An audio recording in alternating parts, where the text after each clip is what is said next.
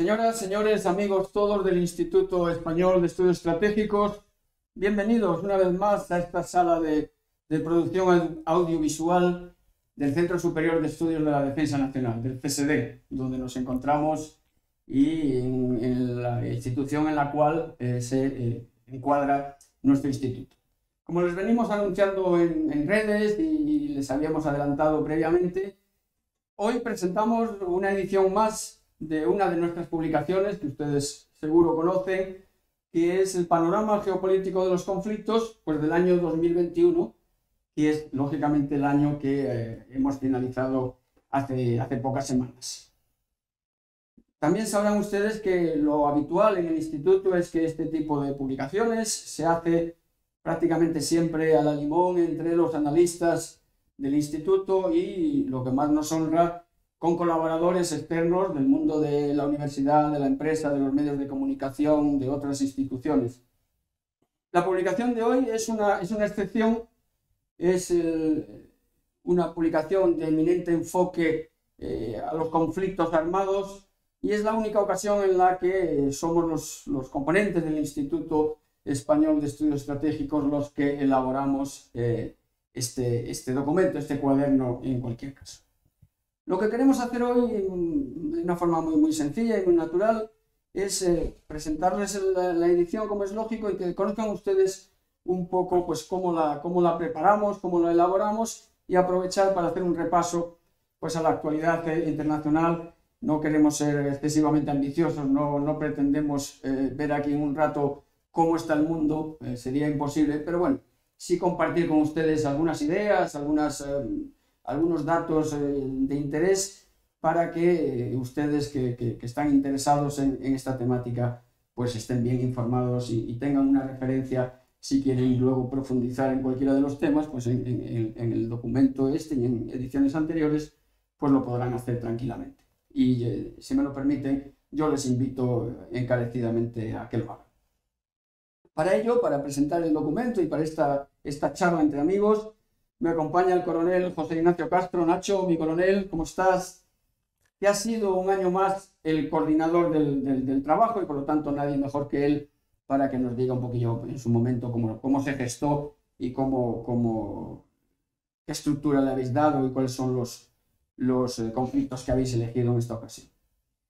Pero contamos además, y esto lo digo con una gran satisfacción, con María Álvarez de Eulate, periodista bien conocida, buena conocedora del ámbito internacional, directora del programa Cinco Continentes de Radio Nacional de España, con el que el instituto se precia de haber colaborado en alguna ocasión, y ella ha colaborado también con actividades nuestras en diferentes momentos, y también es por lo tanto una satisfacción y todo un honor contar con ella. María, muchas gracias, bienvenida y siéntete en casa, que sé que es así. Pues muy bien, como les comentaba, pero me van a permitir un breve inciso antes de echar un vistazo a este mundo tan complejo y tan interesante. Yo quiero aprovechar la ocasión de tener aquí a María Álvarez de Eulate para que nos cuente cómo es su programa, Cinco Continentes, cuáles son sus objetivos, cómo lo estructuran, cuál es su experiencia. María, por favor, háblanos de Cinco Continentes. Bueno, Cinco Continentes es un programa que tiene ya muchos años de recorrido, ha ido cambiando de formato. Fijaos que nació como un programa de reportajes de actualidad internacional de carácter semanal. Se emitía los fines de semana a un horario de tarde, ha ido cambiando, ahora mismo es un programa diario, prácticamente de 45 minutos, de lunes a viernes, que emitimos por Radio 5, que es la emisora informativa de Radio Nacional de España. Lo interesante de este programa es que se hace en equipo, es decir, este programa lo hacemos en el área de internacional. Estamos yo como directora, Mario Borrego, mi compañero ahora como subdirector, pero todos los días hablamos con los compañeros del área y decidimos un poco los temas, los vamos avanzando también en función de los temas y de las previsiones que haya durante la semana.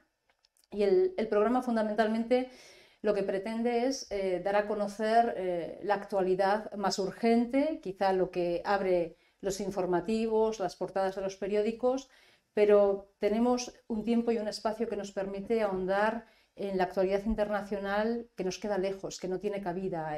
Hablo de sucesos y de hechos políticos, sociales, medioambientales que pueden ocurrir en África, en América Latina, en países asiáticos. Y el formato, bueno, pues nos basamos un poco en el trabajo de los corresponsales y enviados especiales sobre el terreno. Desgraciadamente no siempre podemos estar sobre el terreno, intentamos tener voces autorizadas allí. Y el resto es trabajo de redacción en un formato en el que hacemos entrevistas, reportajes con distintos testimonios para hacer contexto y también crónicas de situación, de temas bueno, pues más urgentes. Incluso dedicamos un espacio a las otras noticias del día, bueno, pues para dar una visión global. Yo creo que esto es interesante y sobre todo creo que lo más bonito es que no tenemos un trabajo urgente, no necesitamos dar una última hora, una exclusiva, con lo cual nos permite trabajar los temas de manera reposada y contarlos cuando tenemos la información contrastada.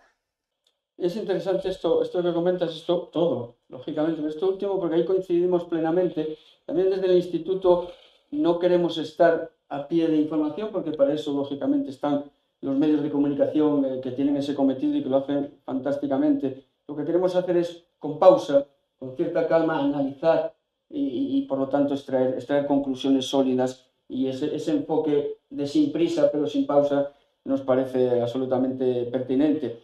Como ustedes saben, uno de los cometidos principales del Instituto Español de Estudios Estratégicos es precisamente el de compartir con ustedes, con la sociedad española, pues todos aquellos temas de interés que de una manera o de otra puedan afectar a la seguridad nacional.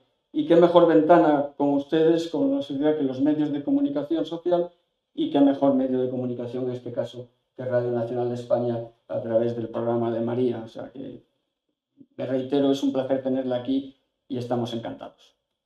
Vamos ya con la publicación, Nacho, si te parece. Lo decimos todos los años, la realización concretamente del panorama geopolítico de los conflictos, como de todos los documentos, en este caso con la peculiaridad de que al ser una publicación anual, pues hay que tomar referencias previas para ir teniendo un recorrido coherente, ¿no? Cuéntanos entonces cómo diseñamos el cuaderno, qué conflictos en esta ocasión habéis elegido, por qué y cómo se engrana con ediciones anteriores. Sí, bueno, básicamente cuando trabajamos para estudiar los conflictos los analizamos desde el punto de vista de áreas geográficas y áreas temáticas. Entonces, cuando hacemos un cuaderno, puede referirse o sus capítulos precisamente a un área geográfica en concreto o a un punto de tensión importante entre dos actores que se encuentren en un conflicto o en un enfrentamiento. Este año hemos elegido varios de ellos. El problema está en que cuáles íbamos a elegir, porque hay tantos. Entonces nos ha costado, pero hay que hacer una visión retrospectiva. No solamente con este cuaderno, sino con el anterior o con el anterior, de tal manera que con una visión de 2, 3 cuadernos que hayamos realizado, sí se puede tener una concepción bastante bien aproximada de la geopolítica global. Este año hemos elegido los siguientes temas. Uno, que no es precisamente un área geográfica, sino es un enfrentamiento tensionado entre Estados Unidos y China. A día de hoy estamos viendo que el potencial de China se está, no del todo, pero casi equiparando al potencial que pueden tener los Estados Unidos como enfrentamiento en las aguas navales del Índico. Entonces estamos viendo que hay una tensión, o que puede haber una tensión muy importante. Esto está unido con una serie de áreas geográficas, por supuesto. Taiwán. Taiwán es un punto caliente en el mundo a día de hoy. Es importantísimo ver cómo evoluciona el conflicto dentro de Taiwán, porque va a ser el enfrentamiento entre Estados Unidos y sus aliados después de haber pivotado hacia Asia-Pacífico, y ese surgimiento, crecer que tiene China en toda esta región y que necesita expandirse. A continuación, hemos elegido otros escenarios geográficos, como puede ser Myanmar. Recuerden que hace apenas un año, en el año 2021, en febrero, se produjo un golpe de Estado y hay una tensión muy significativa y muy importante. Siguiendo, por así decir, en dirección hacia el oeste, tenemos conflictos tan significativos como puede ser el de Yemen. con la importancia que tiene el estrecho de Bab el-Mandeb. Por supuesto que toda la región del Oriente Medio es muy importante. Este año lo hemos analizado precisamente desde un punto de vista de las religiones, bajo el título de No habrá paz para los hijos de Abraham. Y siguiendo con esta serie de conflictos en el continente africano, hemos tratado dos muy significativos e importantes. Uno es el conflicto de Tigray, zona fronteriza, Etiopía, Eritrea, que puede crecer más y desestabilizar toda la zona. Y otro es un conflicto que tenemos desde hace muchos años y que nos afecta muy significativamente al sur de Europa, que puede ser toda la región del Sahel. Y cómo no, vámonos al este de Europa y también hemos analizado toda esa tensión tan importante que está produciendo en la zona del Mar Negro, con los enfrentamientos, esas dialécticas hasta ahora y ese aumento de potencial militar en toda la zona. Básicamente, este ha sido el contenido del libro e insisto en que siempre recomendamos leer 3 ejemplares para hacernos una contextualización muy aproximada y muy bien puesta en escena de lo que es ese devenir de los conflictos a lo largo del tiempo. Pues muy bien, me quedo con esta última idea también, Nacho, que efectivamente, lo decíamos antes, la visión completa se obtiene no solo con un número concreto, porque lógicamente si quisiéramos ser excesivamente exhaustivos, pues no sería útil, pero sí que en esta continuidad que tú mencionabas, yo creo que pueden encontrar ustedes relativamente actualizados, pues prácticamente, como tú decías, trabajo no nos falta, pues todos los conflictos armados ya activos, pero también esas zonas de tensión que si no han derivado en conflictos armados, sin duda alguna son preocupantes y, bueno, mencionabas el Mar Negro o podemos mencionar, por supuesto, siempre el lugar común y preocupante para nosotros, la zona del Sahel o toda el área subsahariana. Muy bien, pues estupendo, Nacho.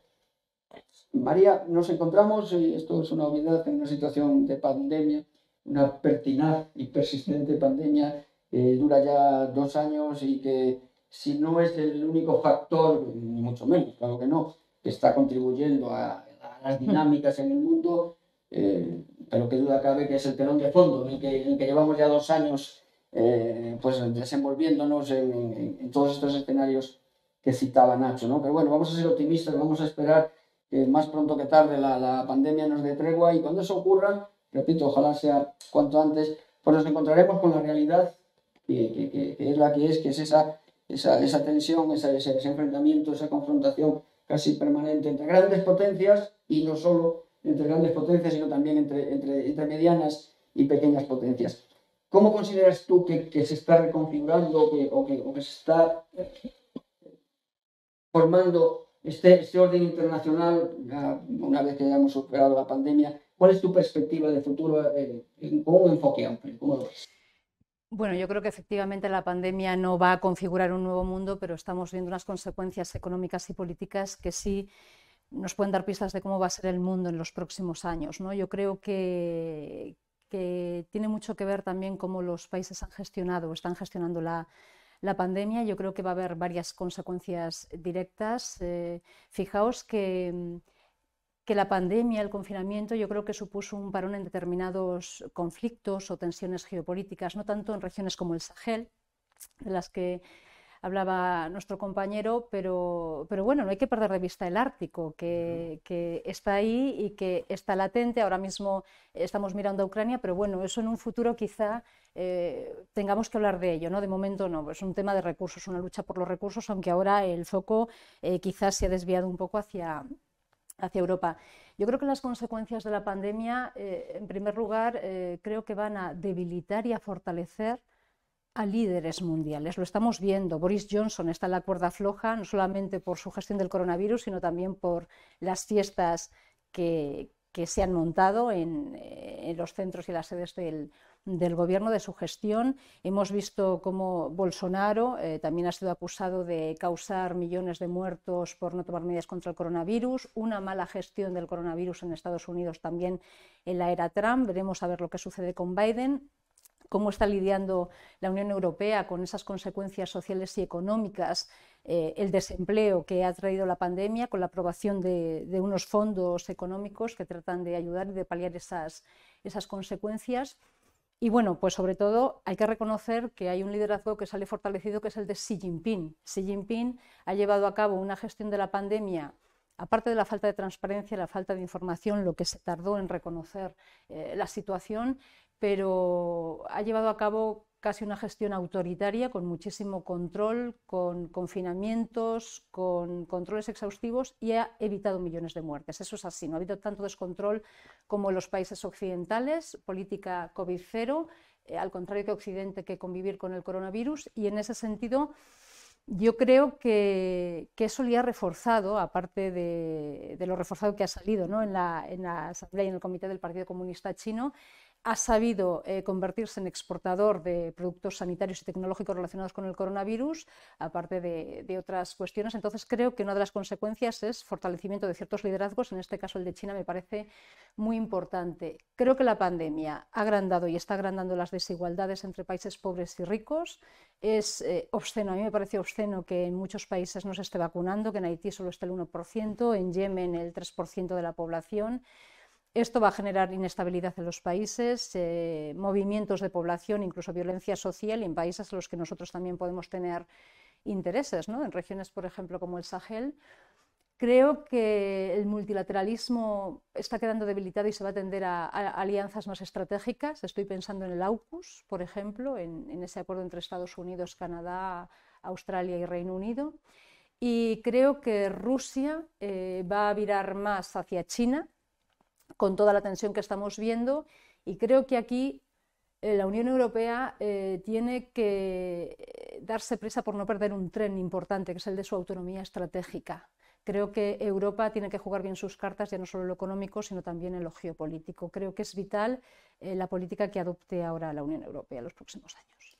Claro, de hecho, precisamente con esta última alusión nos enfrentamos a un semestre en el que va a haber dos hitos muy importantes desde el punto de vista de la seguridad para Europa, como mencionaba María, ¿no? Uno es el Strategic Compass, esa brújula estratégica que fue inaugurada en su momento en la presidencia alemana y que ahora debe culminar este semestre con la presidencia francesa, en el documento o iniciativa en el que Europa pues, quiere buscar su lugar al sol en este mundo pues, que mencionabas, de competición entre grandes y medianas potencias. Y luego, unos meses después, tenemos también aquí en España, en Madrid, la cumbre de la Alianza Atlántica, en la que se debe aprobar un nuevo concepto estratégico que, si me permiten la expresión, ya iba siendo hora, porque el que está todavía en vigor es de 2010, y fíjense ustedes la de panoramas geopolíticos de los conflictos que hemos escrito desde 2010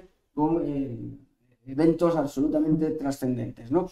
Entonces, efectivamente, ahí Europa tendrá que estar muy atenta a no perder, no sé si decirlo una vez más, el tren de la oportunidad, porque el escenario, la ventana de oportunidad se estrecha, el escenario se complica, y precisamente en este sentido, María, al final, por simplificar, ese mundo multilateral al que tú te referías y que es la apuesta de Europa y la apuesta de España. De hecho, recientemente se ha publicado también la nueva estrategia de seguridad nacional, la estrategia de 2021, que, una vez más, esto no es ninguna sorpresa, pero es oportuno remarcarlo, apuesta, la visión de España es una apuesta decidida por el multilateralismo dentro de la Unión Europea y dentro de las instituciones de las que formamos parte, ¿no? Y efectivamente el multilateralismo no está viviendo sus mejores momentos y es preocupante. Y en este sentido, lo que detectamos con inquietud es que caminamos pues eso, hacia un mundo multipolar, multivectorial, o como le queramos llamar, en el que el multilateralismo pues efectivamente corre serio peligro, ¿no? Porque parece que todo se focaliza hacia una nueva bipolaridad. Estamos hablando de nuevo, cambia uno de los actores, pero parece que el año de la marmota y volvemos a hablar de bipolaridad. Una bipolaridad completamente distinta a la anterior. No caigamos en simplificaciones. Cuando se habla de nueva Guerra Fría, nueva bipolaridad, es completamente distinto. Pero efectivamente estamos en un mundo en el que de nuevo Estados Unidos, y en este caso China, pues parece que están marcando la pauta del futuro, con el riesgo evidente y poco deseable, desde luego, de ese decoupling, ese desacoplamiento entre dos mundos que hoy en el siglo XXI y en una sociedad ya irreversiblemente globalizada no parece que sea ni mucho menos deseable. ¿Cómo crees que puede evolucionar esta disputa? Pero yo creo que hay que llamarla así, comercial, tecnológica, también militar, lo apuntabas, Nacho, entre los dos grandes, entre China y Estados Unidos. Porque no podemos vivir en una permanente confrontación, ¿o no? Debería. No, fijaos, yo pienso que se habla mucho, ¿no?, de si Estados Unidos está perdiendo su hegemonía. Yo creo que realmente Estados Unidos ha dejado de ser un poco el padre, ¿no?, el dueño, el policía global, por así decirlo, ese papel, ¿no?, que asumió después de la Segunda Guerra Mundial. Ya no está solo, ahora tiene enfrente a países en lo militar como Rusia, o en lo económico también, y en lo tecnológico como China. Entonces ahora se enfrenta a otro escenario. Yo creo que en este tiempo China ha hecho grandes avances, está acortando distancias, pero bueno, un cambio de hegemonía yo no lo veo tan claro de momento. Quizá China yo veo que ha avanzado en su propio beneficio en algunos aspectos. Por ejemplo, se ha convertido en el principal socio comercial de África. Esto también le reporta petróleo, algodón, que es esencial para su industria, puede evadir incluso las sanciones estadounidenses de cierta manera, tiene un acuerdo de cooperación estratégica con Irán, un país indispensable en la ruta de la seda. Ha prestado mucho dinero, también está ayudando a los países africanos a resolver la deuda quizá mejor que lo ha hecho Estados Unidos hasta el momento, pero esa deuda no va a ser tampoco fácil de recuperar, y hay muchos países que además están pidiendo una revisión de esa deuda con China. Bueno, vamos a ver también en estos próximos años pues cómo revierte esas inversiones, si realmente le reportan como Estados Unidos ha estado utilizando un poco esa ayuda financiera. Sabemos que Estados Unidos en organismos multilaterales ha estado presionando durante años para que se acortasen los plazos de la deuda, para subir los intereses, y cuando los países no podían pagar, bueno, pues yo tomo el control de ciertos recursos del territorio. O sea, no ha sido muy ético. Creo que Estados Unidos sí ha perdido una credibilidad o falta de apoyo en lo que se refiere a lo militar, a lo geopolítico. Yo creo que ha sido todo a partir del 11S, ¿no? Hace poco hablábamos de los aniversarios del 11S, y es cierto que el mundo es más inseguro, ¿no? Toda esa política exterior hacia Oriente Medio, hacia Afganistán, hemos visto la retirada de Afganistán, que ha sido desastrosa. Bueno, pues ese mundo, el auge del Estado Islámico que ahora sufrimos en Europa, por ejemplo, como suele decirse, de aquellos barros estos lodos, ¿no? Creo que en ese sentido Estados Unidos sí ha perdido cierta credibilidad, incluso ahora. Cuando hablamos de la intervención de la OTAN en el conflicto de Ucrania, muchos países como Croacia se echan para atrás porque lo relacionan con intereses estratégicos de Estados Unidos, ¿no?, de un mundo anglosajón con el que no se sienten identificados. Creo que China en lo tecnológico sí que busca esa autonomía digital, tecnológica, esa reducción de las emisiones de CO2, que es importante, que está avanzando. Pero creo que donde puede hacer mucho daño China a Estados Unidos es en el control de las tierras raras. Tenemos Afganistán ahí está. Pero el otro día leía que China copa la producción del 75% de la producción mundial de las tierras raras, ¿no?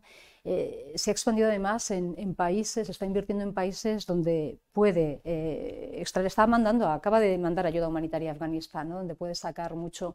Estados Unidos no tiene esa autonomía, depende del suministro, con lo cual es importante, igual que yo decía que Europa debe ponerse las pilas con la autonomía estratégica, ahí Estados Unidos sí puede encontrarse con futuros problemas, porque eso es esencial para la industria, para la industria tecnológica. Y simplemente y rápidamente deciros que en otro tipo de cosas, si se diga lo que se diga de Estados Unidos, yo creo que la hegemonía de Estados Unidos, pues hay que reconocer que sigue siendo un país que invierte muchísimo en investigación científica. 3 de las vacunas del coronavirus son estadounidenses, las mejores universidades del mundo están en Estados Unidos, tiene grandes premios Nobel, grandes movimientos sociales, ¿no?, pues el Black Lives Matter o el Me Too ahora, por ejemplo, pero grandes movimientos sociales, líneas de pensamiento, la cultura estadounidense están arraigadas en todo el mundo. Ha desarrollado una industria tecnológica muy potente, no solamente en los móviles, ¿no? El iPhone, ¿no? O la Tesla, ¿no? Pues los coches eléctricos, que ahí también China le está intentando sacar ventaja. En el deporte, yo creo que Estados Unidos sigue siendo en lo cultural y en la formación y en muchos aspectos, y en la investigación tecnológica, industrial, científica, yo creo que saca años de ventaja a muchos países, y en ese sentido creo que la hegemonía global como tal no va a ser en lo tecnológico. Sí puede ser la de un sorpaso, bueno, ya lo veremos. Yo creo que va a ser más progresivo, y en función de cómo se den las estrategias geopolíticas en los próximos años y las alianzas de las que estábamos hablando. Claro, y luego es una relación con muchas aristas, y de hecho has mencionado eso, la tecnológica, la comercial, la de finanzas, hablando de quién tiene la deuda, de quién. Bueno, claro, el control de la deuda, ¿no? Es otro problema. El tema cultural también del soft power, porque efectivamente el soft power, Estados Unidos ha sido el campeón del soft power durante nuestro espacio vital, y ahora vemos como los chinos, que lo tienen difícil, porque no es fácil dar un mensaje agradable desde un sistema tan autoritario como el chino, pero bueno, ahí están también con sus esfuerzos y su penetración y sus institutos confucios, ¿no? Yo simplemente, por añadir un punto más, desde el punto de vista más concreto de la confrontación que pudiera llegar a ser cinética o militar, pues efectivamente también en lo militar China viene haciendo un esfuerzo de inversión y de modernización sostenido a lo largo del tiempo, con un elevado porcentaje del PIB, el PIB de China, que no es un PIB cualquiera, ¿no? Y bueno, hay en esa región de Asia-Pacífico que tú mencionabas, que ya viene también este viraje de los Estados Unidos hacia la región, no es cosa reciente, viene de administraciones anteriores, pues tenemos ahí puntos preocupantes cuya evolución habrá que seguir muy, muy claramente, ¿no? Dentro de China está la situación de Xinjiang, está la situación del Tíbet, está el tema de Hong Kong, que me temo que ya prácticamente está finiquitado, está el tema de las reclamaciones normales de China, tanto meridional como oriental, hay disputas con prácticamente todos los vecinos, está el tema de Corea del Norte, y ha habido ya incidentes, por llamarlo de alguna manera, entre contingentes militares de Occidente y de China, incluso de Rusia.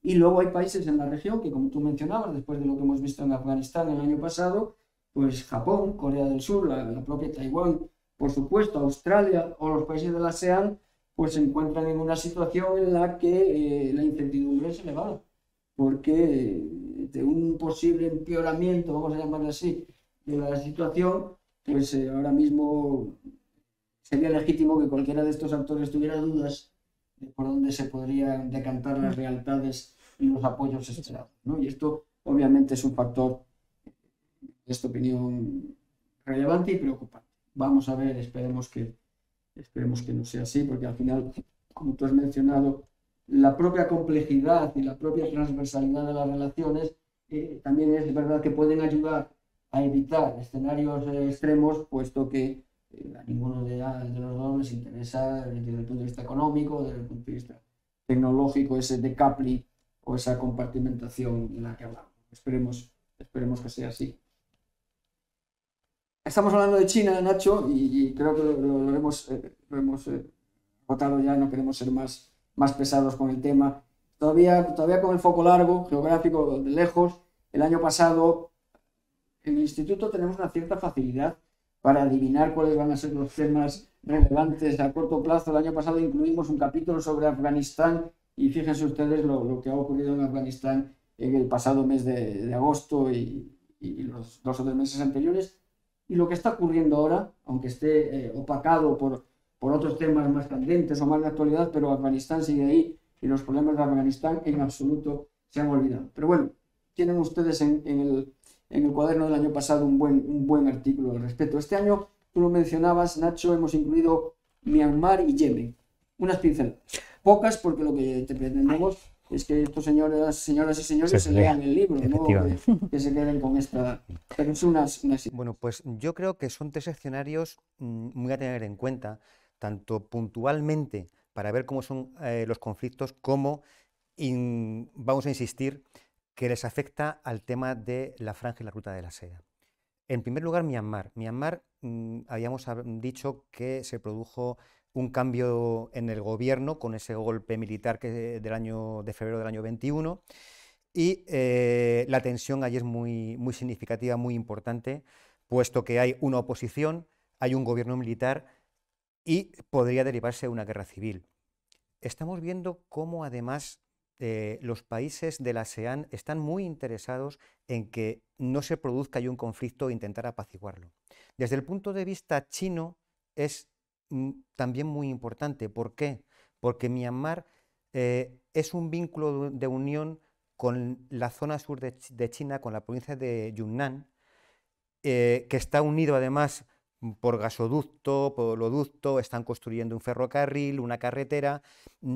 Esto es muy importante para China, porque toda esta franja terrestre de comunicaciones se podría unir con la franja marítima de las comunicaciones, y además evitaría el estrecho de Malaca, fundamental y muy importante. Vamos hacia adelante y vamos a seguir hacia otros escenarios, como puede ser el de Afganistán. Bien decía mi general que no tenemos la bola de cristal, pero muchas veces somos anticipativos. Y veíamos venir el cambio porque se veía venir, estaban todos los indicadores puestos en alerta diciendo que en Afganistán se iba a producir un cambio. La velocidad o la celeridad con la que se ha producido no era la que habíamos predicho, no solamente nosotros, sino todos los centros de estudio y pensamiento, pero algo se ha producido ahí.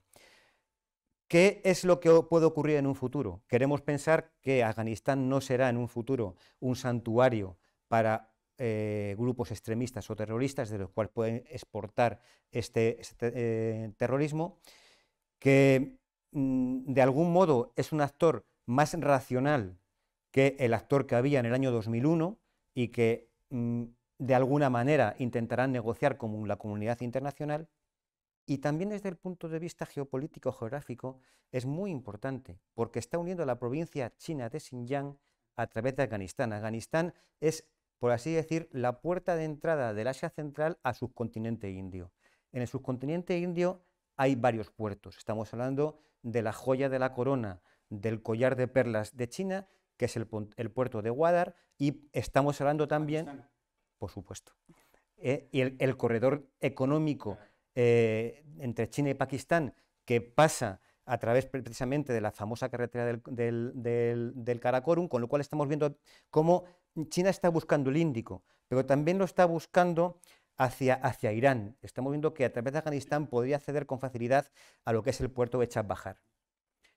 Si seguimos, ya por falta de tiempo, hacia el escenario de Yemen, ahí también vemos un conflicto muy importante. Muy importante, yo creo que desde el punto de vista humanitario, la población está sufriendo las consecuencias de un enfrentamiento enquistado entre determinados actores, como pueden ser los hutíes que están en el norte, muy bien relacionados con Irán, el gobierno de Hadi, que tiene un vínculo importante con lo que es Arabia Saudita, y el Consejo de Transición del Sur, que tiene también una relación significativa con los Emiratos Árabes Unidos. Bueno, pues todo eso es un padecimiento tremendo para la población civil. Pero viendo también las rutas comerciales y esta franja y ruta de la seda, vemos que a lo largo de la costa de Yemen hay unos puertos muy importantes que nos llevan en dirección a África, lugar donde hay un montón de materias primas donde se pueden extraer, y estamos viendo también que se encuentra el estrecho de Bab el-Mandeb, importantísimo porque es un punto de paso obligado para todas las vías de comunicación. Con lo cual vemos que estos tres conflictos tienen un vínculo de unión precisamente por el ámbito de las comunicaciones y por esa nueva configuración global que también habíais apuntado anteriormente. De hecho, en ese escenario Bab el-Mandeb, concretamente ya en el canal, recordamos lo que ocurrió durante una semana, porque un buque, el Ever Given, pues tuvo un pequeño incidente de tráfico y fíjense, apenas una semana de interrupción del canal de Suez y estuvimos todos preocupadillos, ¿no? Y de hecho tardamos meses en recuperar el flujo comercial normal. Y en cuanto a predicción o adelantarnos a los escenarios que lógicamente sean previsibles, pues este año hemos incluido el Mar Negro y fíjense cómo ha derivado la situación. No tenía mucho mérito porque las tensiones venían de antes, no es que aparezcan de la noche a la mañana. Vamos a acercar un poquito más el foco, vámonos a Oriente Medio, tú lo mencionabas en la introducción. Están los conflictos lamentablemente habituales, están los actores habituales, están las potencias globales, las potencias regionales, está el factor religioso, el factor cultural, actores no estatales, milicias, yihadismo, una pincelada también sobre Oriente Medio. Bueno, aunque Oriente Medio es un tema para nosotros muy recurrente, siempre hemos hecho capítulos de determinados conflictos en el Oriente Medio, esta vez lo hemos abordado desde un punto de vista de la conflictividad religiosa, para añadir algo más a todas esas capas de conocimiento que vamos desarrollando. Dando unas pinceladas grandes, estamos ante un conflicto con Irán, en el cual estamos asistiendo a una mesa de negociaciones en Viena entre la Unión Europea y las autoridades iraníes. Se intenta sentar a la mesa Estados Unidos. Vamos a ver qué deriva de todo eso, porque si en el Oriente Medio se produce un aumento, una tensión nuclear, podría derivarse en un conflicto multipolar desequilibrado. Si seguimos en dirección oeste, estamos viendo que la situación en Irak no es buena, seguimos con un conflicto enquistado entre kurdos, chiíes, suníes, con un gobierno que además es sectario, con unos problemas muy importantes, con un sufrimiento añadido para la población civil y con una presencia todavía norteamericana en la zona muy significativa. El Daesh sigue en la zona, no en la misma medida en que estaba antes, pero sigue. Y como las fronteras son permeables, estamos hablando de los desiertos de Ámbar y de Yazira, todo ese conflicto se traslada hacia Siria, donde existe este problema con el Daesh y donde estamos viendo cómo el gobierno de Assad se está haciendo con el poder. Estamos viendo también un escenario muy tensionado por la influencia que tienen potencias regionales como puede ser Irán, como puede ser Turquía, o globales como perfectamente puede ser Rusia.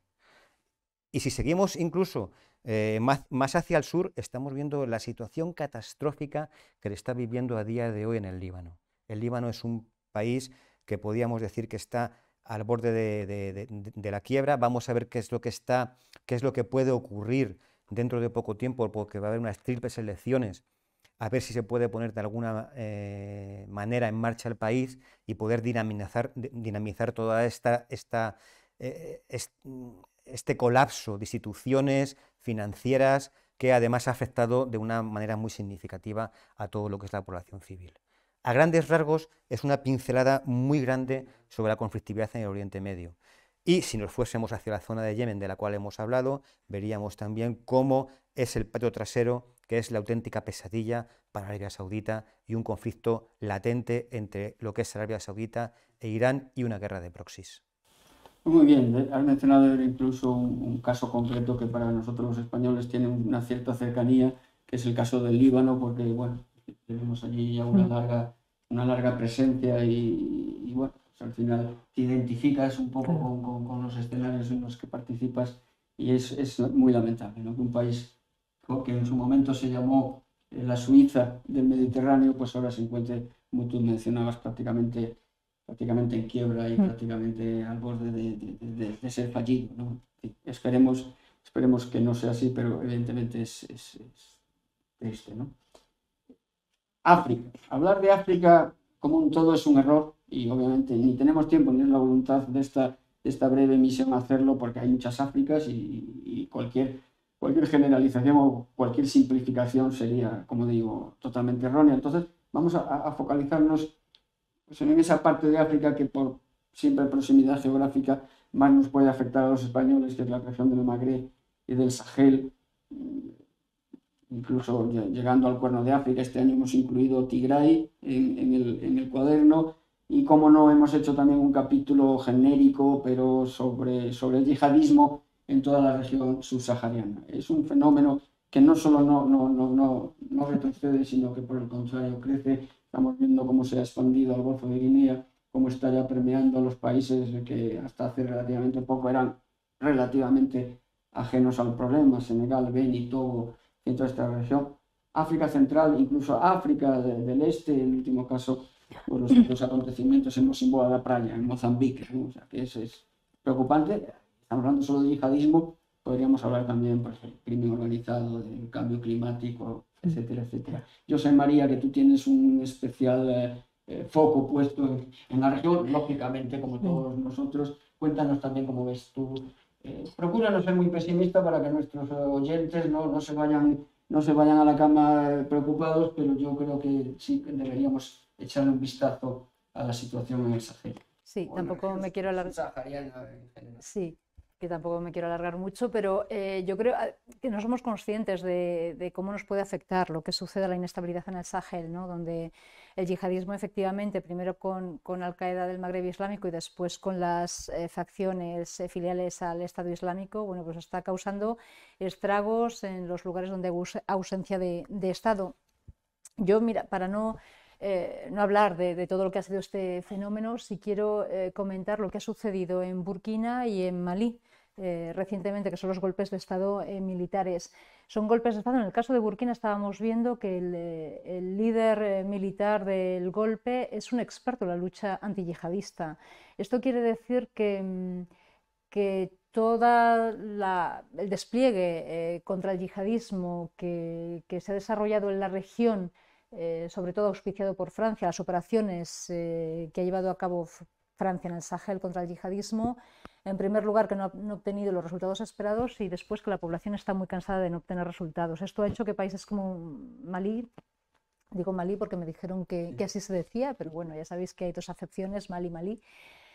Incluso el gobierno de Malí terminó pidiendo ayuda a Rusia. Creo que Wagner, ¿no? está en el país, están solicitando ayuda a otros países que tampoco tenían presencia en la región. Yo creo que estos no son hechos aislados. Yo creo que si el yihadismo se expande en países como Malí, que tienen su propia cultura, su música, su manera de entender el Islam, un país que ha tenido muchas libertades y se rebelan contra eso, pues sí, son golpes de Estado, pero es que en el caso de Burkina, en cierta parte están apoyados por la población. Yo creo que nos tenemos que plantear dónde estamos fallando, ¿no? O dónde se está fallando la lucha contra el yihadismo, y sobre todo también se lo tiene que plantear la Unión Africana y los países africanos, ¿no? Donde hay una ausencia de Estado que es incapaz de combatir este problema.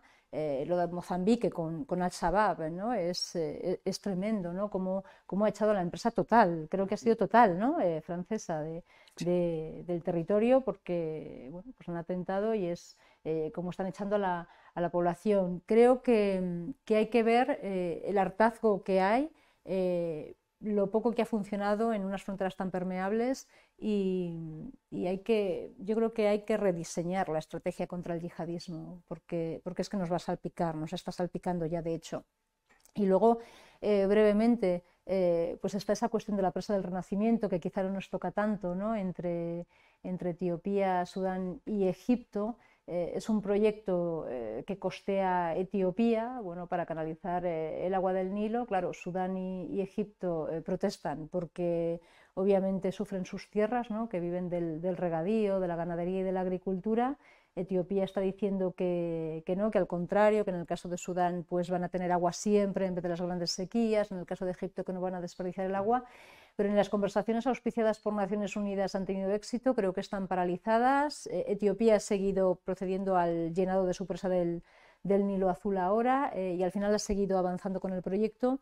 Y yo creo que en este sentido, hablabais antes del conflicto en Etiopía. Etiopía tiene muchos estados y siempre va a tener conflictos porque son como muchos estados en un solo país, pero yo pienso que al final Etiopía va a seguir adelante con este proyecto porque es un país que ha apostado por las energías renovables, la biomasa, la energía eólica. Siemens, alemana, ha invertido allí desde hace muchos años.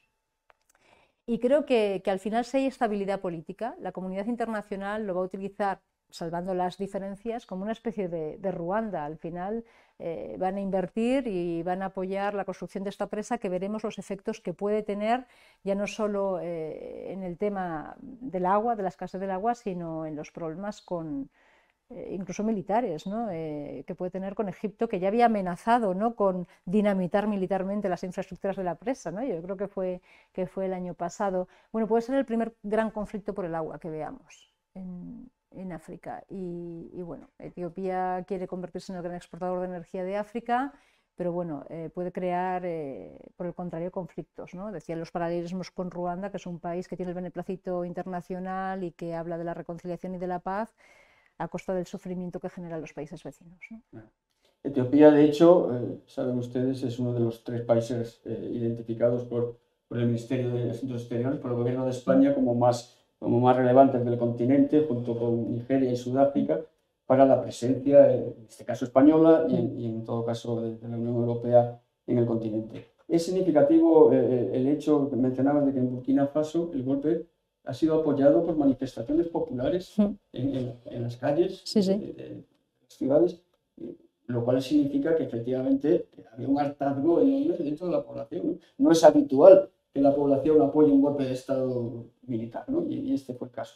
Y luego también, decías tú, deberíamos replantearnos la presencia y la acción, la cooperación, la colaboración con la región, porque hace también un tiempo, ya lo hemos olvidado, muy significativo, Malí ha expulsado al embajador de Francia. Efectivamente, esta semana. Lo cual no es en absoluto un dato menor, ¿no? Entonces, pues efectivamente, el escenario está absolutamente digno de atención, como poco, ¿no? Acabamos ya. Yo les decía, si lo recuerdan, antes del parón por las vacaciones de Navidad, anunciando la pronta publicación del cuaderno, que un informe de Naciones Unidas nos decía que tras un breve periodo inicial, una vez que colapsa la Unión Soviética y cae el muro de Berlín, hubo unos años de cierto optimismo desde el punto de vista de la conflictividad, pero sin embargo en estas 3 décadas al final lo que se constata es que los conflictos, el número de conflictos ha vuelto a remontar y sigue creciendo, lo cual lógicamente es muy lamentable. El Instituto Español de Estudios Estratégicos, como think tank militar que somos, pues lógicamente seguirá poniendo un foco especial de atención en este tipo de conflictos, y dentro de poco pues nos pondremos a diseñar el siguiente y nos veremos de nuevo ante el dilema de qué conflictos elegir y cuáles desechar, y esperemos que una vez más tengamos un poquito de suerte en la elección de los temas. De todas formas, como venimos diciendo casi machaconamente en todo este tiempo, en nuestra página web tienen ustedes con toda seguridad análisis actualizados de cualquier conflicto, esté o no esté en este cuaderno o en cualquiera de los anteriores. Yo les invito, por lo tanto, a ello. No se puede finalizar sin dar las gracias muy especialmente a María Álvarez Aldate. Aparte de seguir al Instituto Español de Estudios Estratégicos, sigan ustedes 5 continentes, hombre, que de verdad que merece la pena. A veces el horario, también lo hablábamos antes de empezar, los horarios a veces no son los más adecuados de este programa y de otros semejantes, pero hoy tenemos las nuevas tecnologías que nos permiten verlo en otro podcast. Momento, por podcast o a la carta. Por lo tanto, yo les animo a que sigan y con todo mi agradecimiento, nuestro agradecimiento, María, por estar hoy aquí con nosotros. Gracias. Y por las actividades que periódicamente tenemos mutuamente entre Radio Nacional de España en general y nosotros. Nacho, gracias por haber coordinado. Te prometo que el año que viene te relevo y buscaremos a otro compañero que se haga cargo de coordinar el panorama geopolítico de los conflictos de 2021, que es el que tocará a continuación. Y quiero dar las gracias sobre todo, muy especialmente, a todos mis compañeros del instituto, que sois los que habéis, al fin y al cabo, habéis llevado adelante el proyecto y habéis hecho un nuevo cuaderno que, créanme, es de absoluto interés. Nada más, aparte de la llamada al seguimiento de 5 continentes, háganse ustedes también fans de las redes sociales y de la página web del Instituto Español de Estudios Estratégicos. Apúntense al boletín semanal, yo creo que es una buena idea. Yo suelo decir siempre con una cierta ironía que no se preocupen, que no hacemos spam, no les vamos a aconsejar que beban Coca-Cola ni cosas de estas, y creo que los temas que solemos tratar pues seguramente serán de su interés.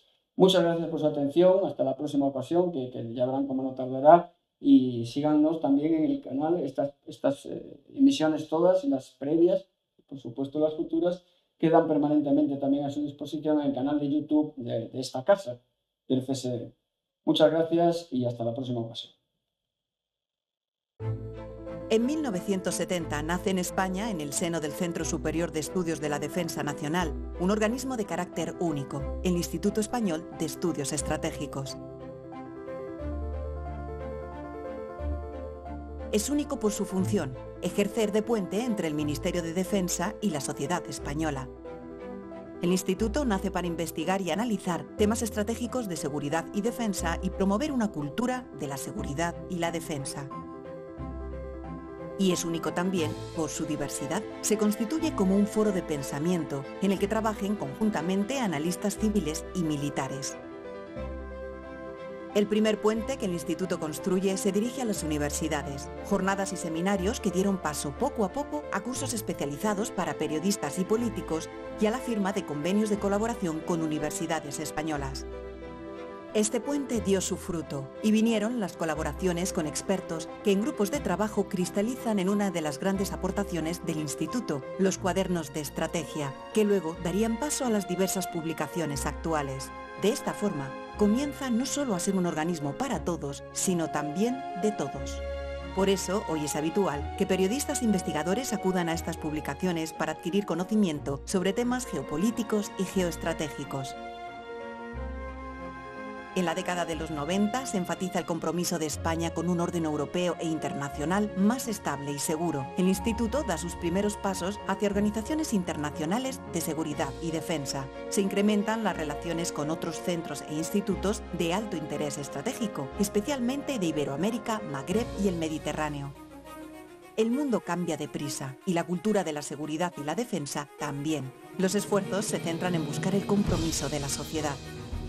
El instituto da un salto cualitativo. A su labor de análisis añade la investigación, convirtiéndose en uno de los grandes think tanks de España, con nuevos retos.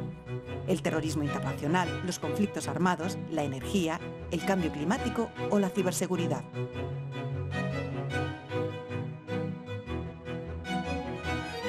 Hoy se siguen tendiendo puentes a la sociedad, pero a través de nuevos canales y lenguajes. Han sido 50 años en los que el Instituto Español de Estudios Estratégicos ha evolucionado a medida que la sociedad ha ido cambiando, consolidándose como un prestigioso centro de investigación y pensamiento, un organismo único para todos y de todos, que trabaja cada día para que la sociedad española comprenda, apoye y participe en la defensa de los intereses estratégicos españoles.